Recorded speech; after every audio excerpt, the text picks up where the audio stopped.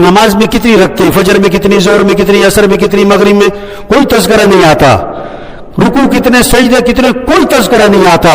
لیکن اللہ نے مال کا مصرف، مال کہاں خرچ کرنا ہے، مال کہاں خرچ کرنا ہے، اس کا مصرف قرآن میں نام لے لے کے بتایا. ایک جگہ پر اللہ نے 6 مصرف بتائے قرآن میں، 6 مصرف نام لے کر. پیسہ کہاں خرچ کرنا ہے، اکثر مالدار لوگ بیٹھے ہوئے، مال کہاں خرچ کرنا ہے، خواہشات پر، تعمیرات پر، بلڈنگوں پر، فنکشنوں پر، تقریبات پر، دکھلاووں پر، گاڑیوں پر. نہیں نہیں نہیں نہیں نہیں، مال کا مصرف اللہ نے بتایا ہے، مال کہاں خرچ کرنا ہے. وآت المال على حبه ذوي القربى واليتامى والمساكين وابن السبيل والسائلين وفي الرقاب. 6 مصرف نام لے کے بتا رہے ہیں اللہ. پہلا مصرف رشتہ داروں پہ خرچ کرو، رشتہ داروں پہ خرچ کرو.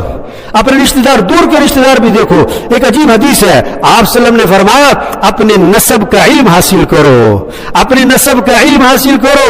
آپ کے دادا، آپ کے پردادا، آپ کے لکڑ دادا، پھر ان کی اولاد، ان کی اولاد، ان کی اولاد، یہ شاخیں کہاں تک جا رہی ہیں. آپ کے نانا، آپ کے پرنانا، آپ کے لکڑ نانا، ان کی اولاد، ان کی اولاد، ان کی اولاد، یہ کہاں تک شاخیں جا رہی ہیں. یہ نسب کا علم حاصل کرو. کیوں؟ تاکہ تم صلہ رحمی کر سکو. سب سے پہلے مال کا خرچ کرو، رشتہ داروں پہ خرچ کرو. ہاں، پھر یتیموں پہ، یتیم آپ کے پیچھے نہ پھریں، آپ یتیموں کو تلاش کرو. بیوائیں آپ کو تلاش نہ کریں، آپ بیواؤں کو تلاش کرو. خاندان میں، محلے میں، جان پہچان میں ان کا مہینے کا خرچہ باندھو، وہ آپ کے پیچھے پیچھے نہ پھرا کریں.